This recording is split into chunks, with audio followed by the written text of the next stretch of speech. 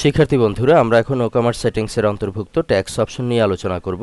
মূলত যে কোনো ব্যবসা প্রতিষ্ঠান পরিচালনার ক্ষেত্রে সরকারি যে শুল্ক বা রাজস্ব প্রদান করতে হয় সেটিই হচ্ছে ট্যাক্স।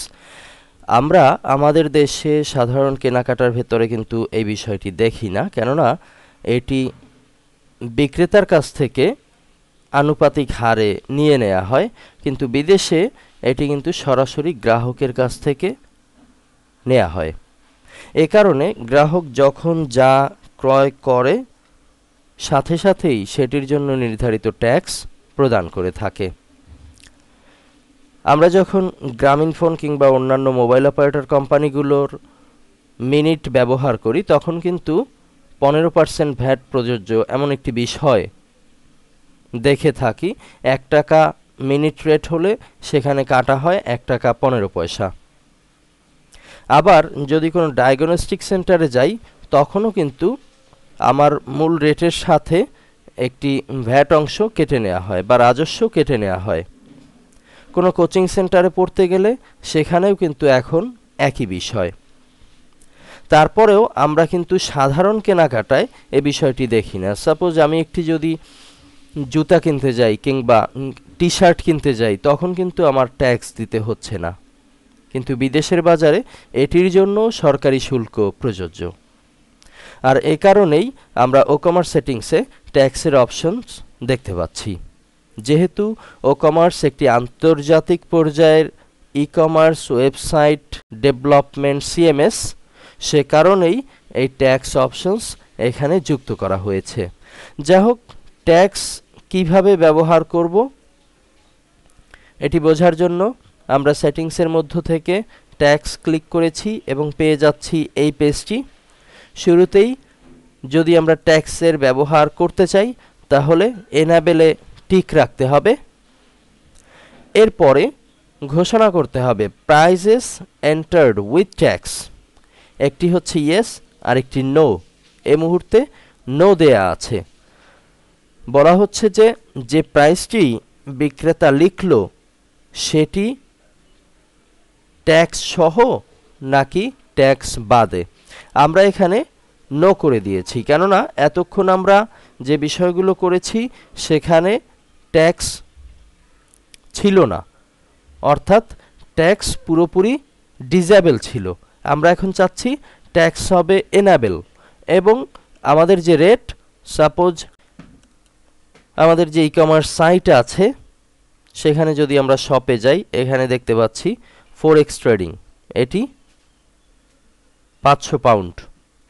এখানে কিন্তু ট্যাক্স অন্তর্ভুক্ত নেই, এটিই আমরা এই অপশনের মাধ্যমে বুঝিয়ে যাচ্ছি। এরপরে হচ্ছে ক্যালকুলেট ট্যাক্স বেসড অন। যেহেতু ই-কমার্স সাইট একটি আন্তর্জাতিক পর্যায়ের সাইট, সে কারণে বিভিন্ন দেশের জন্য ভিন্ন ভিন্ন ট্যাক্স হতে পারে। এই ট্যাক্স কিভাবে কাউন্ট হবে এটি জানতে চাওয়া হয়েছে। ডিফল্ট আমরা এখানে দেখতে পাচ্ছি শপ বেজ অ্যাড্রেস, যেখান থেকে কেনা হচ্ছে সেই রিলেটেড একটি অ্যাড্রেস। এছাড়াও আমরা এখানে customer shipping address, customer billing address আলাদা দুটি বিষয় দেখতে পাচ্ছি। ধরুন কাস্টমার থাকে এক জায়গায় কিন্তু প্রোডাক্ট পাঠাবে অন্য এক জায়গায়, এ সকল ক্ষেত্রে কিন্তু ট্যাক্সের ভিন্নতা থাকতে পারে। সে কারণেই আমরা এই অপশনসটি এখানে দেখতে পাচ্ছি। এছাড়াও আছে ডিফল্ট কাস্টমার অ্যাড্রেস। সাধারণ নিয়ম অনুযায়ী শপ বেজ অ্যাড্রেস এটি প্রযোজ্য। শিপিং ট্যাক্স ক্লাসেস, আমরা বিভিন্ন প্রেক্ষাপটে বিভিন্ন ক্লাস ব্যবহার করতে পারি। সাধারণ যে মান সেটি হচ্ছে স্ট্যান্ডার্ড। রাউন্ডিং, এটি আমরা টিক অবস্থায় রেখেছি। এটি হচ্ছে round tax at sub total level. Sub total যখনই কাউন্ট করা হবে তখনই ট্যাক্স অন্তর্ভুক্ত করা হবে। নিচের দিকে আমরা দুটি অতিরিক্ত অপশনস পাচ্ছি। একটি হচ্ছে এডিশনাল ট্যাক্স ক্লাসেস। আলাদা যদি আমরা ট্যাক্স ক্লাস ঘোষণা করতে চাই এখানে আমরা যা কিছু লিখে দিতে পারি। এখন লেখা আছে 0, এটির জন্য আলাদা একটি সেটিংস আমরা করে নিতে পারি। এবং display price during cart checkout including tax, যখনই আমরা কার্ট কিংবা চেকআউট অপশনসে আসব তখন সেটি ট্যাক্স অন্তর্ভুক্ত করে রেট প্রদান করবে।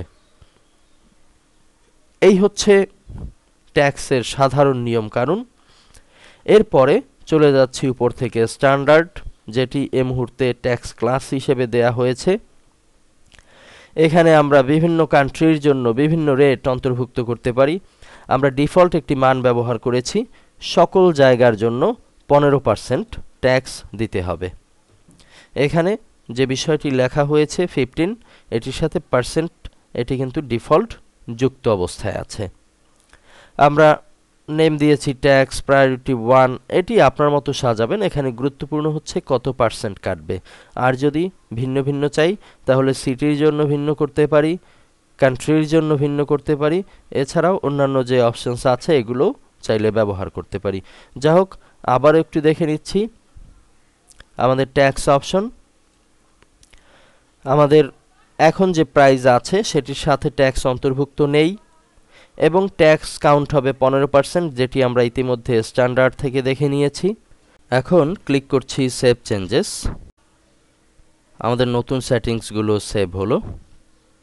চলে যাচ্ছি মূল পর্বে।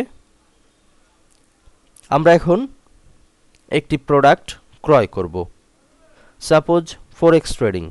ক্লিক করছি অ্যাড টু কার্ট। আমাদের প্রোডাক্ট ক্রয় হলো। এখানে আমরা দেখতে পাচ্ছি ফরেক্স ট্রেডিং ছিল 500 পাউন্ড, প্রাইস আসলো 575 প্রত্যেক পিসের জন্য।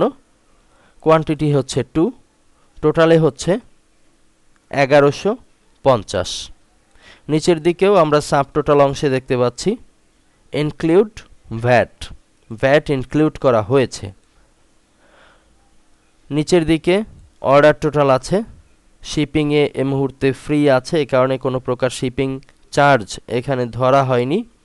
আর যদি আমরা অন্যান্য কোনো শিপিং ক্লাস ব্যবহার করতে চাই তাহলে অবশ্যই চার্জ প্রযোজ্য।